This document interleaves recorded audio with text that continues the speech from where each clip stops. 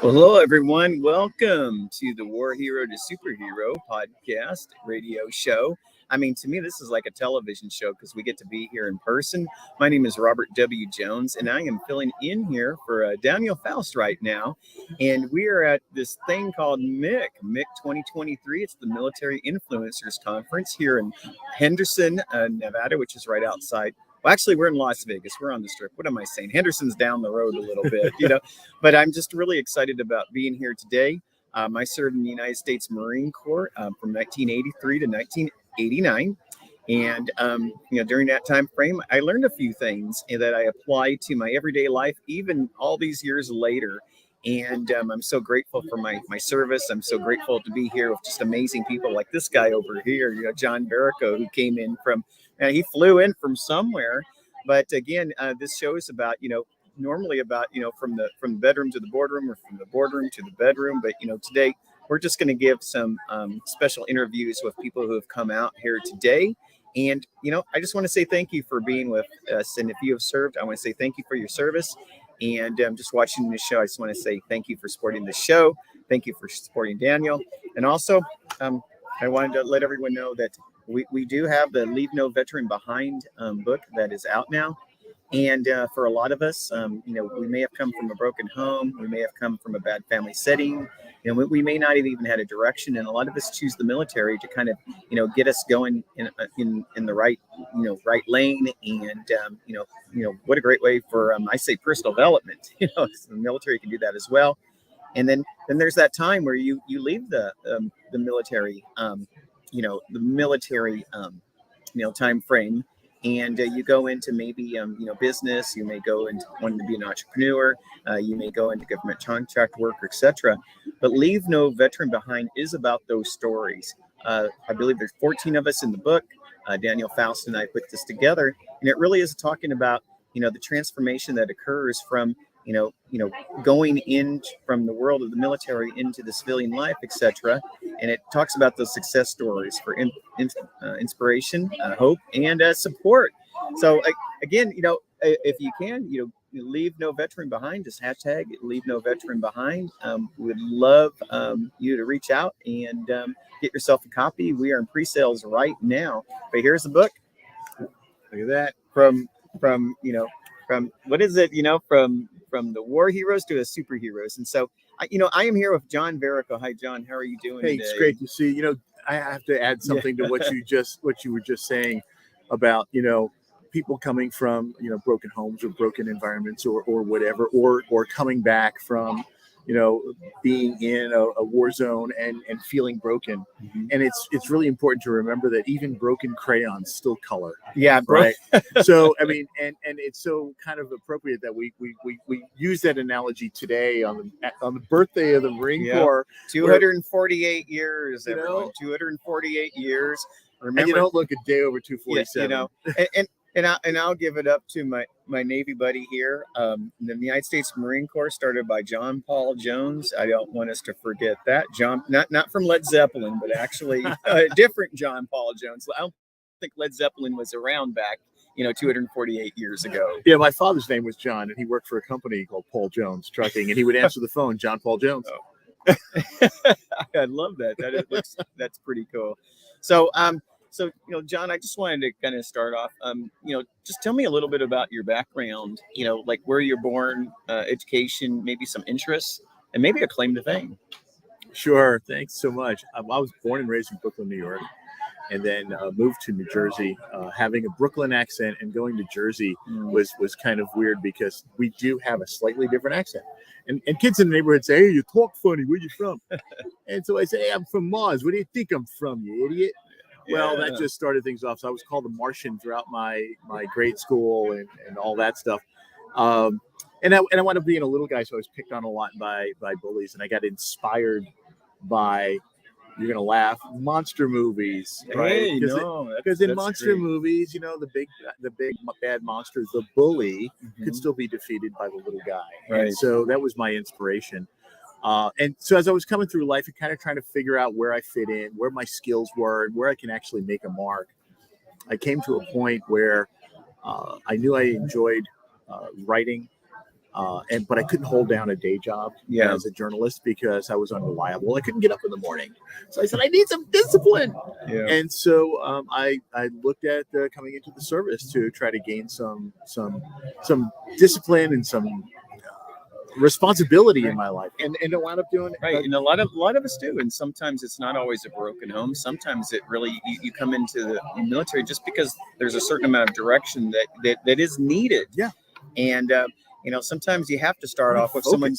Sometimes you have to start off with someone telling you what to do. That's not your parents. Right. Exactly. I just need somebody who can deal with the fact that I needed 5 alarm clocks that spin around the room. So, and I figured, well, boot camp should get that right out of me. And so I wound up joining the Navy. I didn't want to crawl through the mud, like you guys and get shot at. Yeah. And thank you so much for your service and all that you did. Well, thank you for taking us to a place where we get shot at. Yeah, there you go. Yeah, we were what a great job that. But I was looking at the Army and I was looking at the Marine Corps, and I said, that's not really for me. I'm not physical enough for that. And I looked at the Air Force and I said, no, I got a fear of heights. So I wound up, hey, I can swim, so I'll join the Navy. And that's how I wound up. So, well, there you go. But I wound up doing a 25-year career in the Navy as a Navy journalist and public affairs specialist. And I carried that into my civilian career and reaching an apex now of 43 years total time. From 1981, I've been doing public affairs for military and government. So tell me about your time in as military service. I mean, what are some takeaways that you can share with us about your time in there? So here's something that I found really interesting. There were 2 principal lessons that came out of my time in the military. One was I found, as a Navy journalist on board a Navy ship, I was responsible for running 2 TV stations and 2 radio stations and a shipboard newspaper and ship photographer and speechwriter for the commanding officer and goes on and on. Right. And there was nobody else doing it. Yeah. I was a staff of 1. So I had to learn how to become independent and self-reliant. I also had to understand that even though there was a lot of work to do, it needed to get done. Right. And so nobody else was going to pick up the slack unless I did. So that was one of the lessons. The other lesson I learned was on the leadership side, and to be supportive of each other. Yeah. And as you come up through the ranks, especially in the Navy and the enlisted ranks, every time you were promoted, you went to leadership training, and most often you were transferred out. Sure. So you weren't looked at as just one of the guys who just happens to be wearing a different insignia. Yeah. You're now looked at as your new rank with your new level of responsibility. And there's a reason for that. I mean, you are shipped out when you go up in rank, and a lot of people there, we do have civilians on the show. Why is that? Why do we do that in the military when it comes to, our upward mobility?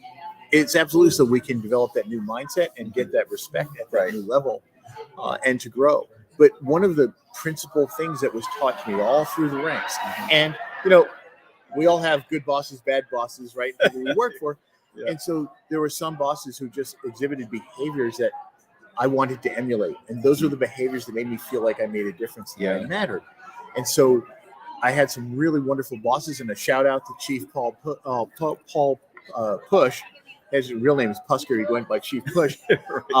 Who was, my sponsor when I first joined when I first went to the ship, and he basically, said, you've been trained on what you need to do, and I'm going to let you just go ahead and do it, and let me know what kind of support you need, and what you're doing is important, and that kind of stuff was just great. And so I learned that true leaders understand that it's not about them and their success, and not about making you do things for them. It's about helping you succeed in what you need to achieve. Yeah, in a motivational way, yes, in a slightly inspirational way, in kind of a self-assertive way. And I think that good leaders actually bring out these attributes and then I think that's what, you're able to also apply it into like the second act that you have, that's coming up. Tell us about, like what does this second act for you look like? And, and I know that the sun's shining really bright for you on that. I'm looking forward to it. I mean, it's a sunrise, everyone, not a sunset. Absolutely, yes. I'm sunsetting my government career and sunrising my career as an entrepreneur. So I've taken the lesson that I've learned about understanding people, ensuring that people feel like they matter, and all of that stuff, and I've applied that to training and communication and leadership, and to help aspiring leaders learn how to not be the bully boss. Yes, right. And so I've been doing that as a side hustle for many years as a speaker and trainer and coach. And now that I'm getting to the point where I'm retiring from the day job, I will have more time to dedicate and to do that. And so I started the company Share Your Fire a number of years ago. Show it right here. Share your fire. Right there. Sharing your fire. I'm sharing the birthday. He's sharing the fire. There we go. There we go. And, Share Your Fire is really all about the fact that, you don't have to blow out my candle to make yours burn brighter. Yeah. It's actually really about helping all of us, light our candles and shining more brightly together, isn't it? Exactly. And we go from the candle to the torch. That goes back to the monster movie thing, if you think about it, right? So back in the old days, in the old classic monster movies, you chase the monster away with a torch. It was not the fear of the fire and the heat. It was the light that was brought. If you think about it, the things that we fear are the things that we don't understand, the things that we can't see because they're in the dark. And so understanding that we don't know enough about the person that we're dealing with necessarily. And so we treat them in a way of blindness. We don't know what's going on. Well, and you bring up something really well there, because we always talk about education when we think about education as learning stuff, but education is also learning about people. Yes. And the more that we learn about people, the more that we learn about each other, fear also drops. Absolutely. So you bring that torch, and what is that torch? It's trust. Yeah. It's opportunity. It's respect, communication, and humanity. Those are all the elements that we need to feel motivated, and all the elements that we should be treating other people with. And I'm sorry, this is really good stuff. One of the things I teach my entrepreneurs, I always say there's this saying that says know, like, and trust, know, like, and trust. And like for me, what I've learned is I will use, business services, buy business products for, companies or people that I know, like, and trust. But here's the thing, everyone. This is something that I have learned in my entrepreneurial career. I only refer people that I know, love, and trust. And there's such a different way that you look at, your business life. And there's such a different way that I look. If I'm referring John to someone else, it's not just at my level of need or desire or want, whether it needs to be efficiency, profitability, joint venture, etc. I'm referring John out, and he's representative of me, himself, and what he's offering to that person. And so I don't do that with people, or businesses that I like. I do that with people and businesses that I love. And that is one of the things that, I try to train people, is to say, like, do you love the business or the person that you're working enough that you're actually going to put yourself out there to refer them? And so, think about your referrals and handle them not just like as gold, but handle them as platinum. That's so great. If you think about it, that applies not just in the entrepreneurship world, but in any environment, right? If your people are not happy and do not love the company or love what they're doing, right, they're going to represent that disgruntled attitude to your customer base. Yeah. And so, you can have the finest restaurant with the best food in the world, but if your wait staff is nasty and mean, people aren't going to come back. Yeah. But you can have mediocre food and friendly, warm, and caring wait staff, and people are going to come back over and over and over and over again. Now, we've been out here, and what's really great, and what I love about technology is John and I have known each other for a couple of years now. He's in a couple of the books called The Art of Connection. I have our third book here. He's in this book. I am. This one is 365 Days of Transformational Quotes. We just had this book come out. It was an international bestseller in 68 different categories in Amazon. This particular book helped create over 50 first-time authors that can claim that they're an international best-selling author. And I want to thank you for being a part of the book. Oh, absolutely. But what's really great is we came out here to MICLV23, and this is actually the first time that we get to meet in person. I know. It's so great after 2 years. Crazy. So. After all the chats we've had and everything else, and even Zoom calls. Yeah. There's nothing like being able to physically reach out and hug somebody. Yeah. I mean, truly, that's really what it was. And that's absolutely the first thing we did when we saw each other. Yeah. We ran into each other's arms like lovers in an old romance movie. It was almost slow motion. Coming and running and giving each other a hug. But I mean, it was so wonderful to actually get a chance to meet you in person. And to meet some of the other guys. Oh yeah, what a fabulous group.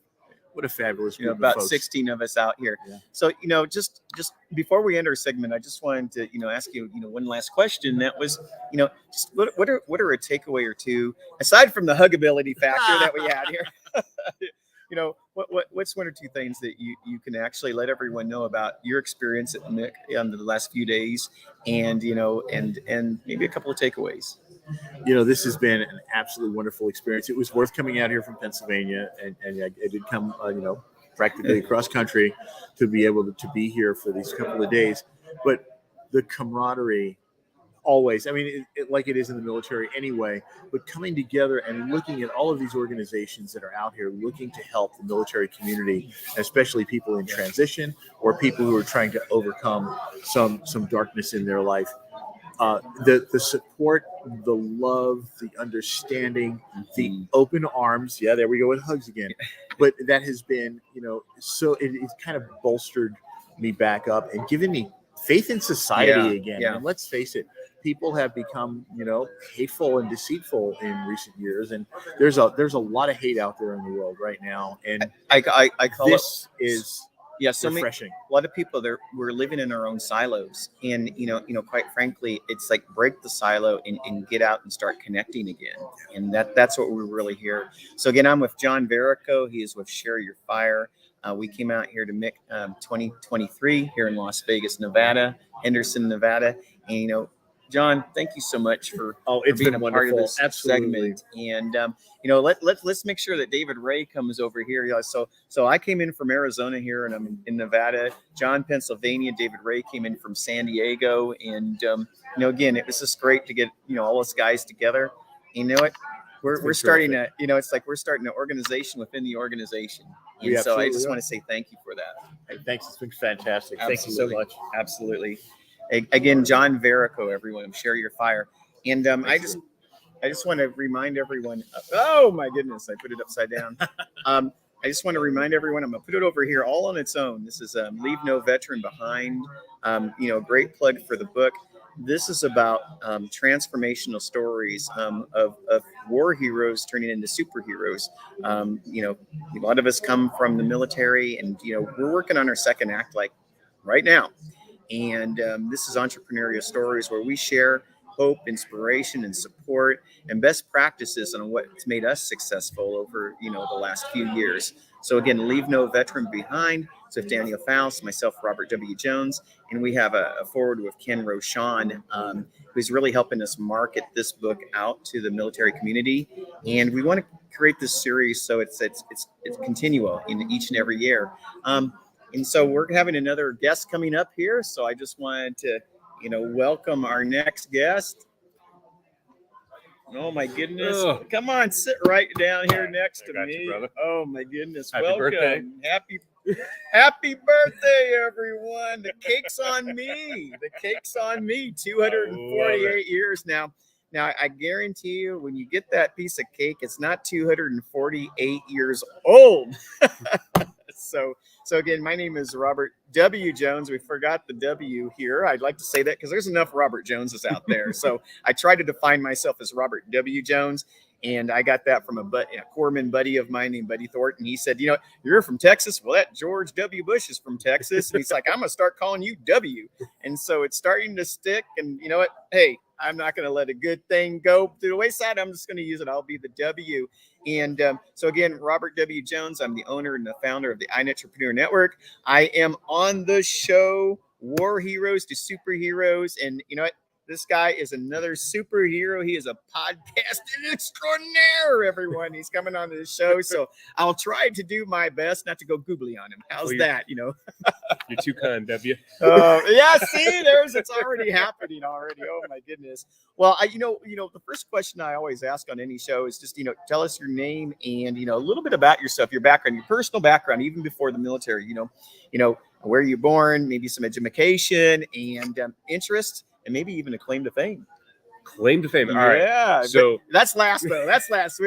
That's like a cliffhanger of the first segment here. So Danny Mayberry. Tell people I'm from the East Coast because I've lived everywhere from Florida to Jersey. I went to about 18 different schools. And no, I wasn't a military brat. We were just poor and constantly getting kicked out of homes.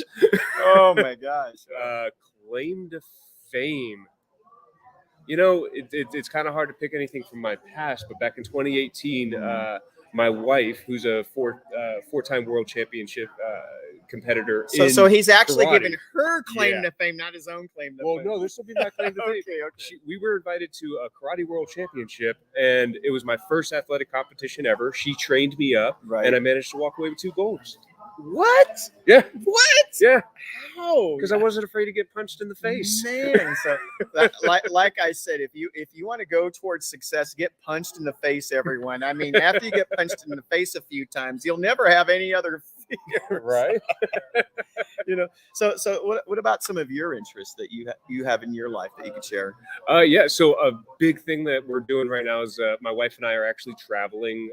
We sold our home to do our podcast for at least 2 years. We really care about veteran suicide prevention, and that's kind of our life mission. But the good thing about podcasts is we can do it absolutely anywhere. So, we're renting Airbnbs for a month at a time, getting half off, living for about $900 rent in places like France, Greece, Egypt, the UK. So you're really getting to experience a lot of life on your own terms. Yeah, absolutely. And there is some freedom in experiencing life in your own terms. So now, were you in the military as well? Did you serve 11 and a half years.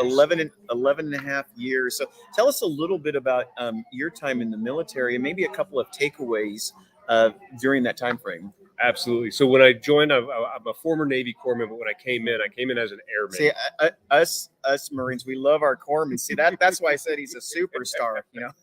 Yeah. So, but I didn't always start off that way. I was kind of a 18-year-old knucklehead serving in the Navy as an undesignated airman in Norfolk and just making all sorts of mistakes. Eventually I struck corpsman. I had some great leadership kind of lead me while I was acting a fool. Decided to become a corpsman, did it pretty quickly. And as soon as I checked into 3rd Marines out in Hawaii, September 30th, 2004, there was a chance to volunteer to go to Iraq. Remember, this a hint to everyone. Remember life-changing events. Yeah. I mean, right there, life-changing events. You got to remember them. So September 30th, 2004, I check into 3rd Marine Division. There's an opportunity to get deployed to Afghanistan, and I volunteered. Okay. Also, get the code words "opportunity" to go to Afghanistan. Opportunity. Everyone, write that down too. It's an opportunity to go. Yes, sir. Not France, Afghanistan. So.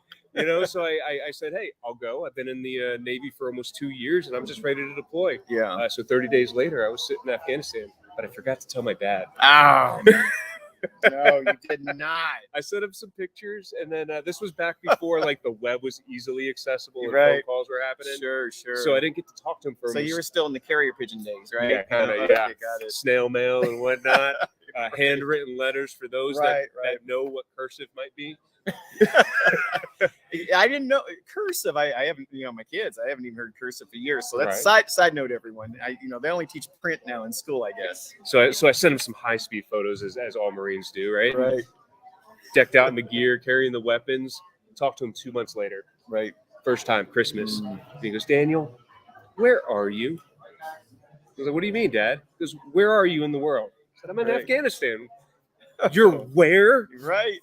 I thought you were in the Navy. There's not a port there. As he's coming through, the phone or whatever the device you're talking on, trying to grab you back, right? Exactly. Oh my gosh.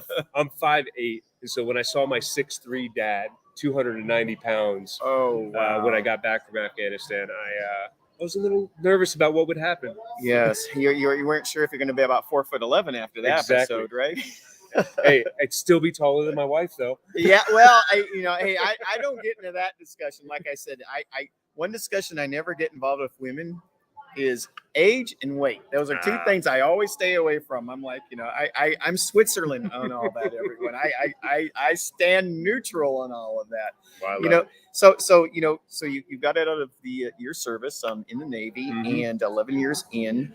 And so what were some of the choices that you were looking at doing, and what are you doing today?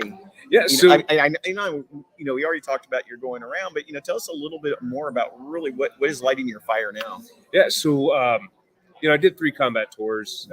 It was the second deployment that was particularly hard for me. I served as a military advisor to the Iraqi Army on the medical side. The Iraqi Army. The Iraqi Army. Army. Second deploy. Yeah, Iraqi Army. Man. So a team of 12 of us.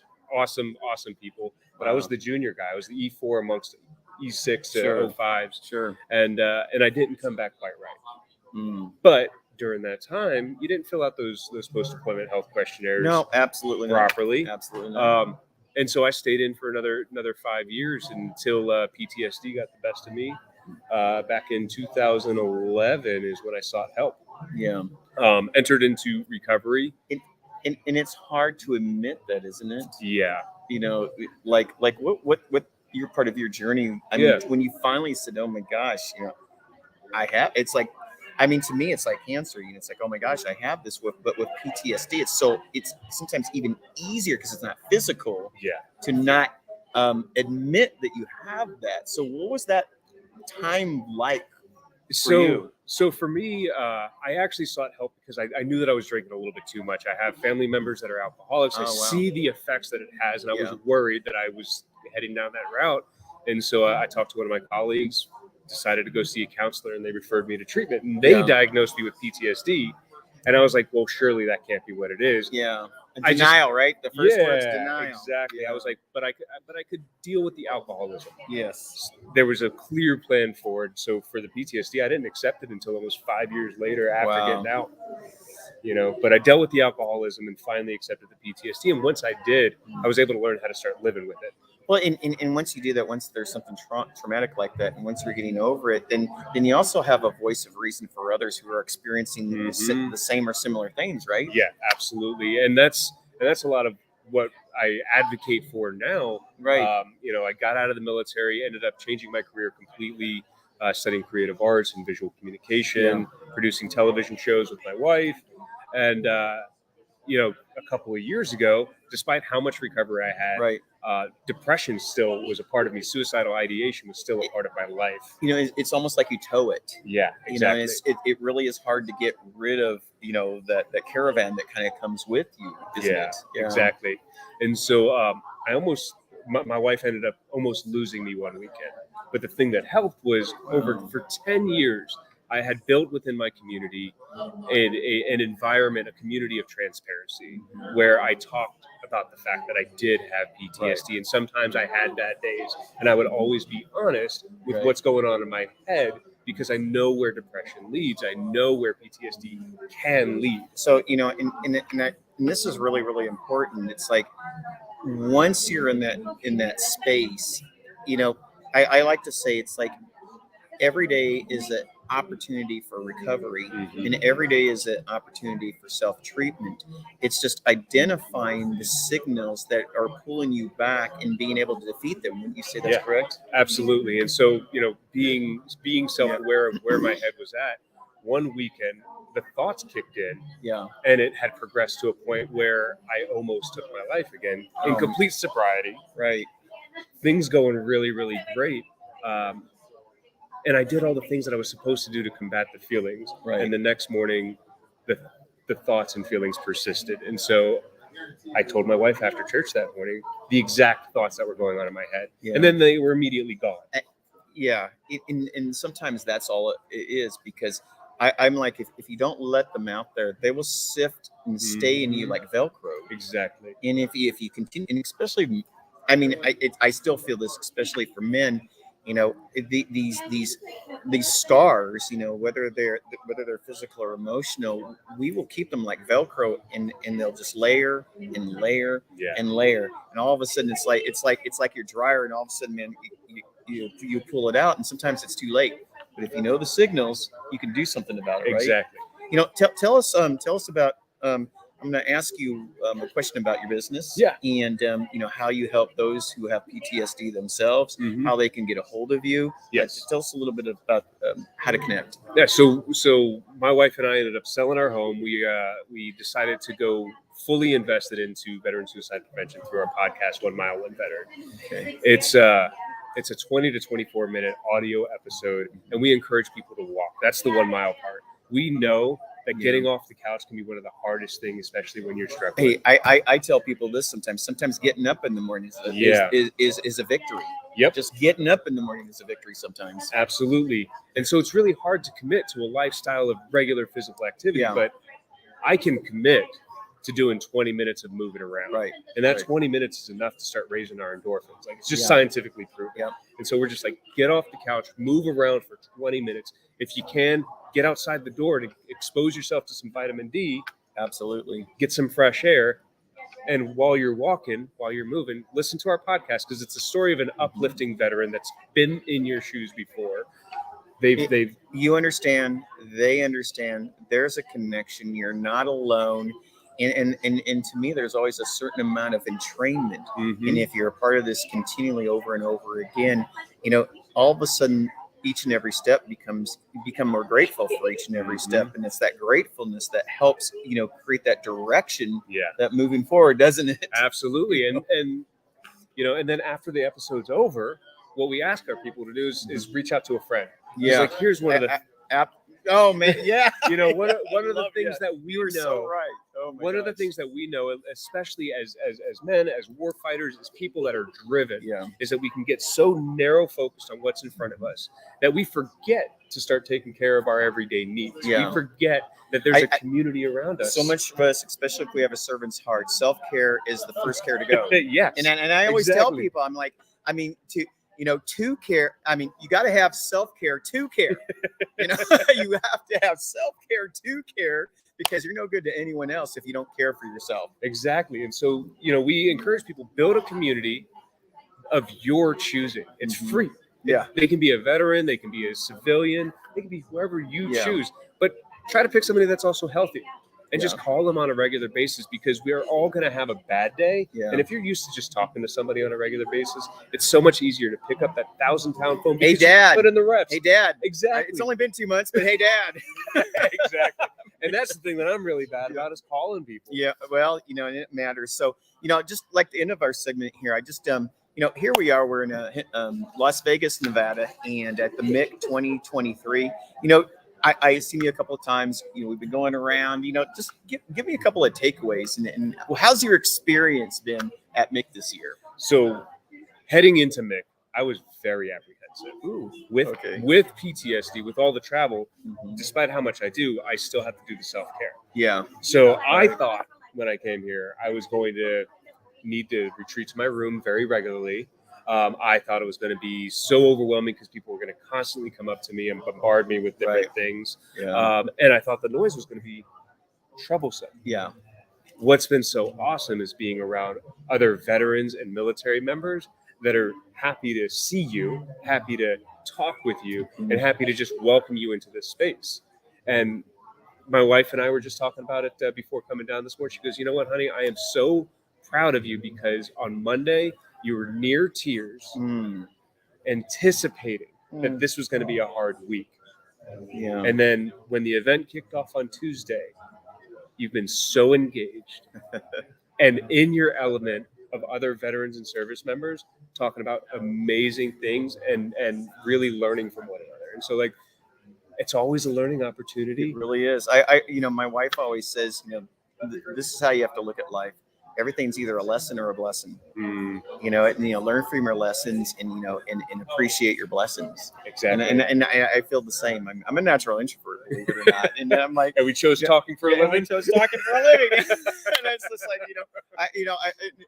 I always say, like, with coaches, it's like, oh my goodness, but they were an alcoholic. How can they be a coach for alcoholics? It's because they're the only ones that really know the desperation of being an alcoholic, and they're the only ones that can bring other people out of that desperation. So I think it just takes us introverts to do the same thing, right? Hey, I'm messed up. You're messed up. We can go together. Mess up together. Oh my gosh! Well, I just want to say, let's make sure we have each other's contact information. Absolutely. And I just want to say, thank you so much. Any website or anything that people can find you at? Yeah, go check out 1 mile, the number 1, oneveteran.com.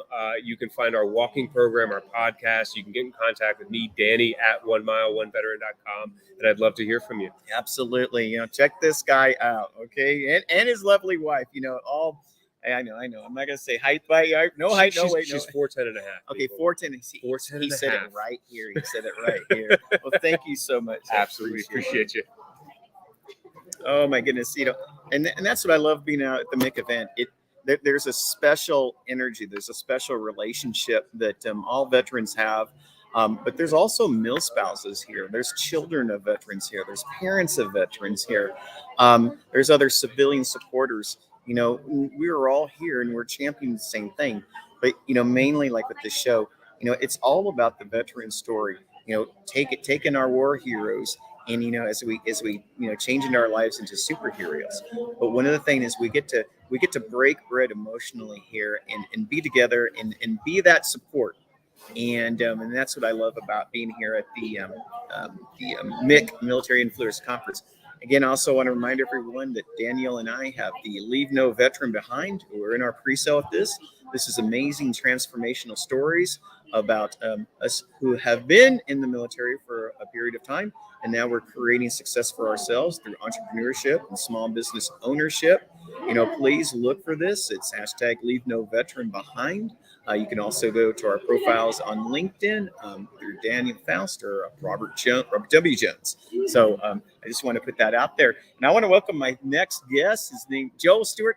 I always love it when the name tag is there because I can always act like I really know who's coming on to the show. Hey, it's my buddy Joe. I know it's Joe, man. I've known this my guy for Joel. 16 seconds, but that's okay. But if you're a veteran, there's something about us. We already know each other. So, Joe, thank you for being here today on this show. No problem. And as I open every show, I always want to open up. There was always a life that we had even before we were veterans, even before we served in the military. Tell me a little bit about you personally. Like where were you born, maybe education, some interests that you had, prior to the military, and maybe a claim to fame. I don't know, like he was the ice cream eating champion or something like that. The third grade spelling bee champion. I mean, there has to be something out there, right? Okay. So my name is Joel Stewart. I grew up in Torrington, Connecticut, which is the northwest corner where it's all hilly and nobody lives. I lived in Hartford for one time. Oh, I agree with that, except Hartford was the coldest winters I've ever had were in Hartford, Connecticut. I'm just saying. Just imagine that at a higher elevation. Yeah. And that's where I grew up. Wow. Yeah. No, thank you. Northwest Hills, they call it. So I grew up there. Before joining the military, I started going to school to get a degree in mechanical engineering. And then the Navy recruiter found me and said, hey, here's some great programs for engineers. You can get into the nuke subs, you can get into the Civil Engineer Corps. And the Civil Engineer Corps kind of spoke to me. So that's where I joined there. I think that my hobby or my kind of driving force has always been that I want to make a difference with what I do in my life. It's always been my goal. When I was in high school, I would do a lot of like humanitarian mission type projects overseas. I went to like 12 different countries before I even graduated high school, helping out, doing humanitarian stuff. And what was this church affiliated or just, of your own? Yeah, the company was called Team Missions International, and we would raise money for our trips through our church and independent donors.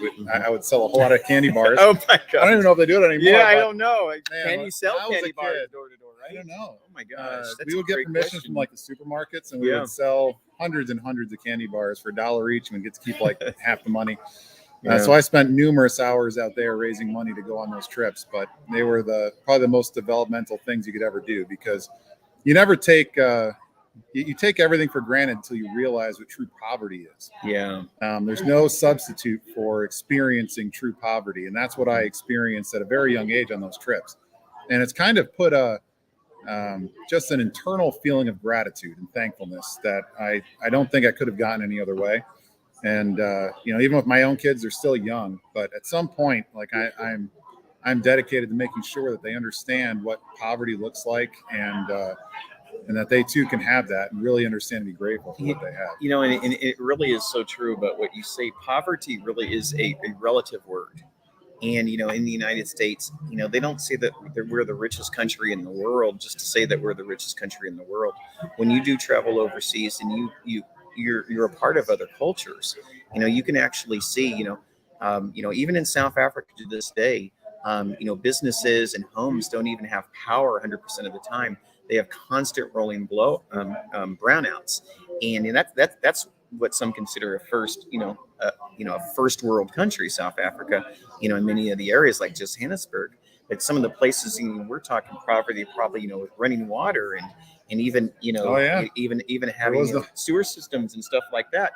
I'm sure you've probably seen. It's so funny that you mentioned that. But the one that hit me the hardest was when I was 17. We did a trip to Mongolia, and we did two different parts of that trip. One was we ran a training camp for the locals to teach them like woodworking skills and like a lot of just like construction carpentry type skills. Right. It was a skills training camp. And then we went into the city of Ulaanbaatar, where there was like a mission, and the mission was dedicated towards giving education and food to, it had about 20 kids. They would feed them twice a day and give them like a base education. They wanted to expand to 150 kids. Right. And all they had was an outhouse. We were literally like digging them a bigger outhouse. the whole community, right? The whole community, right? Yeah. So we were building the mission a bigger outhouse so that they could try to accommodate more kids. So you talk about no running, no sewer, no running water. We had to hike half a mile to buy water by the liter and bring it back for drinking and laundry and stuff like that. And you'd see people that with no job, and they were just wasting away on the side of the road, not quite dead, but you could tell that they were on the edge. And you see on TV the picture of the kids with like the malnutrition with the belly sticking out, like you would see them running around. Wow. And it was just a real eye opener to me. Yeah, I mean, it probably every day that you wake up in the morning, I'm sure you still have thoughts of it. There's still some type of legacy of that time frame for you, isn't there?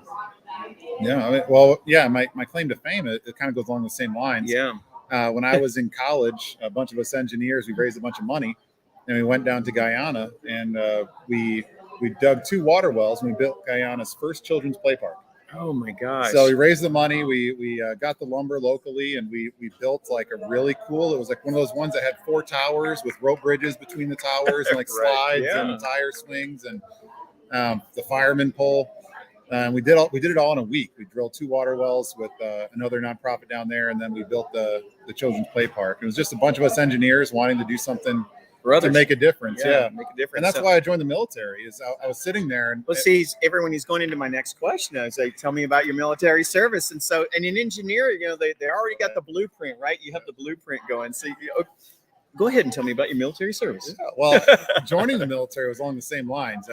I was sitting there, and where I went to college, Rochester Institute of Technology. You want to talk about cold? Hartford doesn't even understand what cold and snowy is until you go to Rochester, New York. Really? Oh my! Lake effect snow every day.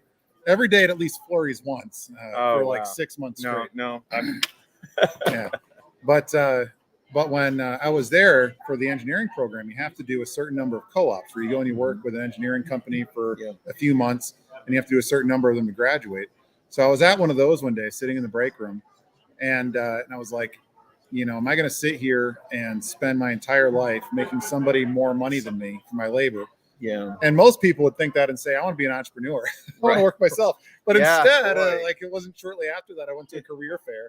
And I saw the Navy recruiter, and I was like, "There we go. Yeah, I'll go make a difference with the Navy." Yeah. And now I'm an entrepreneur. So I can say nobody saw that coming. Right. How long did you serve in the Navy then? About 8 years. Okay. Yeah. And so what did you learn in your naval career that you applied to your entrepreneurial career?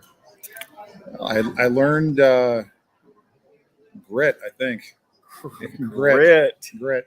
Yeah. I mean, I thought operations, procedures, best practices, anything like that as well. Or are there any grit? You can do all of those. Yeah, right. Patience, perseverance, dealing with people, and dealing with people. Oh my gosh, dealing with ornery people. Customer service. Let's call it customer service.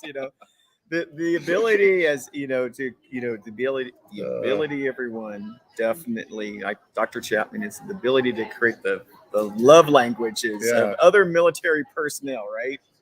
Yep. Oh my goodness. No, I mean, it's hard. It's hard to really define everything you learn in the military. I mean, the first thing they drive into you is like attention to detail and all that stuff, and discipline, and honestly, just like to carry yourself. Yeah. I mean, there's so much that you learn. And some stuff seems minor. Some of it seems major. It's like, I learned leadership skills. Yeah, it's true. But when I went into the military, I was also someone that slouched. And I walked around with my mouth open like that. Drill instructors don't abide that, being a mouth breather. Believe me, in this thing here, boy, they certainly don't. I mean, don't have your mouth open. From everyone, but how you think, how you process, like how you deal with adversity, all the way to how you carry yourself and your internal, like how you see yourself. It all changes, it really does transform you, like from the inside out, I think, in a lot of good ways. and I truly believe, when you serve, I mean, you truly in the capacity of service, Yeah. and I think that's really something. So you came to MIC. It's MIC 2023. We're out here right on the Las Vegas Strip. Tell me about your experience at MIC this year, and also, maybe a couple of takeaways that you've learned at this event. Yeah, so this event, I think it's been really good. I mean, there's been all kinds of different, it just goes back and forth between education and socialization. Socialization, I like that, right. But yeah, it's when I came here, I came as a speaker. I did a event on leveraging franchise systems. That's what I do. I'm a franchise consultant. I'm also the director of franchise development for Signal Health Group. And so I've been able to be here as an exhibitor as well as an attendee and a speaker. And so I'm feeling like 5 different roles, but it's been good all around. So not a dull moment. No, not a dull moment at all. And I roped you over here. Daniel roped you over here. So here we are. And so I run an entrepreneurial group. And so I'm going to get you on one of my shows as well, because they're always looking about how can they replicate, duplicate, their ideas. And so, IP and getting them out there, and, definitely franchising is a definite, licensing is a definite growth system, isn't it? Yeah, for sure. Yeah. I mean, it's, there's definitely positive and negatives to all of it. Anyone that just tries to tell you the positives is trying to sell you on something, but definitely there's enough of those out there, believe me. Yeah, for sure. Yeah. Sign right here. Yeah. And so, a couple of takeaways for you. So, meeting the good people, any good classes as well? Did you do any classes or? Yeah. I mean, I had a buddy that did a podcast class that was really good. Okay. I went to one on creating e-courses, because I have an e-course that I thought was pretty good. I wish I could say for it all. I didn't get to go to as many classes as I wanted to because of my position with Signal Health Group, but the networking events that I went, which is where I focused a lot of my time on, has all been really good. Yeah. I love, my favorite thing about MIC, and I went in 2017 and I came now, is just the positive energy. Right. Everybody is here to take what they have and create something better, or to take what they have and impart something onto someone else that they can take away and be better entrepreneurs, be better people. So, that's what I just love, is the atmosphere of it all. It's rejuvenating. There's so much negativity out there. You come here. I don't know. Have you seen a negative person here? No. I have not seen a negative person. You do feel that family here, don't you? And I mean, it always feels family. It just brings you back. And that's what I love. So tell us your business name and how can people get a hold of you? Yeah. So, for myself, I do franchise consulting. I do a couple different things, but I've been dedicating most of my life these days to Signal Health Group. They're a senior care franchise that focuses on non-medical, medical, and hospice services for seniors and those who are disabled. We're here today because we wanted to roll out for the first time our veteran program. We've been running pilot versions with a couple entrepreneur guinea pigs all year, making some tweaks, and now we finally have our final version. We fully finance our franchise fee for veterans. We fully finance their licensing costs, and we finance an extra $2,000 in working capital, because we wanted to create a program that would allow transitioning military, and it's open to all military, but we want it to be able to be used by transitioning military to jump right into business ownership with us. And in a lot of franchise systems, they say they support veterans, but it's really very nominal. It's in name only. Yeah. V in name only. I don't know any other. I've veterans in name only, right? I've worked with a lot of franchise systems, but this is the first one that's been willing to say, I'm willing to go out of pocket to help veterans. And so that's one of the reasons I agreed to become the director of franchise development, was because of how veteran friendly they were. And because their mission is truly to help the seniors. It's I actually, like, anybody that goes through to potentially become a franchisee has to go through me. And when I'm talking with them about the brand, one of the things I drive home is like, seniors come first. We need people that feel internal value. They feel reward from helping others. Those are the people we're looking for. And the veteran community is just full of those. Yeah, I agree. So many people signed up for the military because they wanted to help others. And it's so funny. And it doesn't turn off, and those in this community, they want to continue to help others, whether they serve in the military capacity or through government or through entrepreneurship or through business or even corporate. We have a heart to serve. Joe, thank you so much for being on this show today. Thanks for having me. Yeah, absolutely. I appreciate your story and you getting to share it on War Heroes to Superheroes, a show for entrepreneurs, business owners, etc., and who are sharing their stories of success post-military career. All right. Well, thanks for having me on. Take care. Take care. All right. I just want to thank Joe again for being on the show today. I appreciate him so much. And, what a great story. We got to learn about, his movement in the early time before he got in the military. He has a servant's heart. And please reach out to them if you'd like to find more information on franchising through Cigna and some of the other opportunities he has.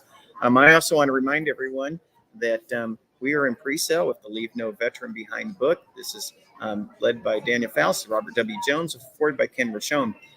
We were actually able to get onto the Jumbotron in New York City and get a little bit of more awareness. Again, this is transformational stories by those who have served in the military and are pursuing an entrepreneur and small business career. Also, I want to bring up another book where a lot of our military brothers and sisters are, and that's the book, The Art of Connection, 365 Days of Transformational Quotes is this book. And we have a new one coming out called 365 Days of Gratitude Quotes. And so you can certainly do hashtag The Art of Connection and find us in the digital media world. Again, my name is Robert W. Jones. I'm with the iNetrepreneur Network, and I am looking to have my next guest come up here. And oh my goodness. Oh, here we go. Hello. Oh my goodness. Let's put up our tag. See, here we are. See, this is it. This is my tag. See, all right. This little exhibitor. And look at her. She has that speaker. Morgan is a speaker. She has speaker on it. Look at me. So we got our different colors. Morgan, thank you for being on the show. Thank you for having me. I've never done this before. Oh, this is fun. then you'll just be, the ones that say that they've never did it before are the ones that always drop the mic. So dropping the mic. So we're doing that. So what I'd like to do is let's just start out a little bit personally. Just tell us a little bit about yourself. Like, where were you born? Maybe where you went to school? Yeah. Maybe some interests and maybe a personal claim to fame. Ooh. Yeah, personal claim to fame. That's gonna be a hard one. Like you were a hot dog eating champion, or maybe you were the 3rd grade spelling bee champion, or something like that. That's last. So all right. That's our cliffhanger for the first question. Okay. All right. Well, I am originally from Chicago, born and raised, and then I moved down to the St. Louis area to go to school at SIUE, Southern Illinois University, Edwardsville. Everybody knows Carbondale. Nobody knows Edwardsville. So that's what that is. I don't know Edwardsville. Yep. There you go. 20 minutes from St. Louis. It sounds like one of those made up for TV type of towns. Yeah. And then I got my master's degree in exercise and sports psychology.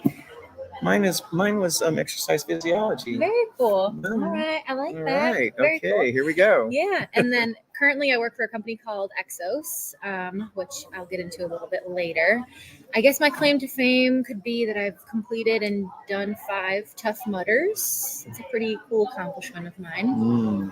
It's like 10 miles of like 20 obstacles. I would say that's pretty cool. 20 obstacles? Yeah. Really? In mud. What's the worst obstacle in mud? Whatever one gets me feeling a little claustrophobic. Like if it's like I have to go under something. Like a tunnel or something. Yeah, like and it's that, dark and cold. Those little ropes that you have to go under too. Yes. Like get caught in them or something like that. Yeah, exactly. Oh my gosh, yeah. But they're really fun. I like them. Yeah, unless you get caught in them, then they're not fun anymore. Yeah, right, exactly. I feel very accomplished at the end, and then I'm bruised and battered for 3 days. Yeah, that's right. Where'd you get that from? Oh yeah, it was an obstacle course. A what? Yeah. I look like I got hit by a truck. Oh my gosh. I thought you looked like a Dalmatian. I mean, lots of bruises. Right. Lots of bruises. I've done those courses. Believe me, I know. And I don't bruise easily, but you come home and it's like, I got that. I don't know if it's the adrenaline or what. You don't feel them and you go home and it's like, where did I get that? Oh yeah, the obstacle course. So you did not serve, is that correct? I did not. I'm not a veteran. But this is what, here's another interesting thing. What appeals to you about veterans, and why do you love this capacity of helping veterans? Yeah, so my dad was a police officer for almost 30 years, and I've always had a love for law enforcement, for first responders, for the military. I'm just very appreciative and grateful for my freedom. Absolutely. And I was talking to the founder of the nonprofit that I'm here with, Steve, yesterday, and he was telling me about the things that he went through and saw overseas. And I looked at him and was like, I could never do what you did. So thank you for doing it for us, because I am not brave enough to do it myself. So, excuse me. But and I say this, not everyone serves, but I always like to say that you're a civilian military supporter. Yes. And I think that that's very, very important. And sometimes in the military community, there is this feeling of community. There is this feeling of entrainment, of support, of conversations, of helping each other. But the thing is we don't reside in our own silo apart from everything else. We're really a part of a much bigger picture, and we're here to serve and protect our country, our freedoms, and we take that seriously. And it is wonderful that people support us who have never served.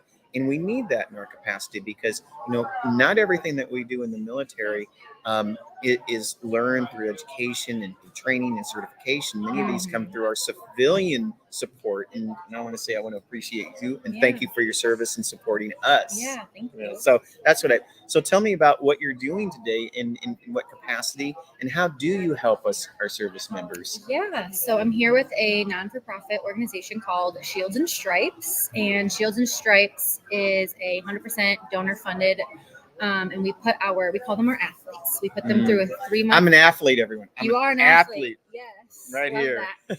We put them through a 3-month program partnered with Exos. It's 3 weeks in person at an Exos location, and then it is 9 weeks virtual services. And we cover everything holistic health and wellness, mental health, physical health, nutrition, and then we have a partnership with therapists. So it's like a whole body, the whole thing, even mind body, right? Yes, mind body connection. Mental health on its own, physical health on its own, kind of how everything's intertwined. Yeah, Exos has 4 pillars, and that's what those are, and that's what we focus on. But yeah, in a lot of people, this is new in many ways. Absolutely, for a lot of people, and it can be scary, for a lot of ways. And when you're sitting down and you're I mean, this isn't just technology. This isn't just like a new app coming out. This isn't like a new programming language. I mean, this is something that you're affecting my emotional, my mental, even physical state. Right. What do you tell people, or how do you approach people who have that trepidation, that says, I don't know if this is for me? Yeah. Do they try it, or is it a conversation, or? So the people that go through our program have to apply. So that's the first step. So they have to have some courage just to get into this program. For sure. Whether that's spouses telling their other spouse, like, hey, you need something, like we're hitting rock bottom. Oh, that is good. Spouses telling other spouses. So that's a lot of where this courage comes from then. Okay. Yeah. Or by word of mouth. People that know Steve have went through the program, like know him personally. So yeah, it's all about taking that first step to even fill out that application, which can take a lot for some people. And so what does it look like? Then hopefully they get accepted into the program, and like, what are first steps? Yeah, so the first step would be to go to shieldsandstripes.org and fill out the application. The application is very long. I had someone try and do it over at the table, and he's like, I can't do this right now. There's a lot of questions. Kind of just asking you what line you served in, because we help military, active duty and retired, but also when you're assessing a lot of variables, then I mean, I'm sure it's the physical, emotional, mindset, all of those things in one. So it would take a lot of questions. Absolutely, yeah. So after they fill out the application, our clinicians actually go through and handpick the people that'll go through the program. Maybe people that have similar experiences, maybe served in similar ways or similar areas, or maybe people that are like really hitting rock bottom and maybe they really need the help right now. Right, and so they get handpicked, and so I'm sure every program has to be uniquely designed for each and every person that's coming through the program, right? Yeah. Yep. And we have those counselors for group and individual counseling. We have dietitians and nutritionists who go over meal plans, and then Exos also makes all the meals for the people. So they don't pay for food, they don't pay for airfare, they don't pay for hotels. Wow. Everything is donor funded. That is amazing. So the 90-day program, their athletes, they get out, and what happens at the end of the 90 days? Is there also maybe some follow-up, or is there? Yeah. So after the 3 weeks, they go home, and then they meet with those people that they were meeting with in person, but then we involve the spouses, the family, to kind of build up that support system. After the 90 days, we still check in with them. We're like a big family. Yeah, you don't want them, derailing. Exactly. Yeah. So family support is probably pretty important. Very important, just building that community for them, because they're not at our Exos location anymore with everybody else that they went to the program with. Now they're going back home, back into their life or whatever it is, job. Right. all the things. And then we have things like our charity gala coming up in April. We have golf tournaments to raise money for Shields and Stripes, all the things. So we just always try to keep the community having something.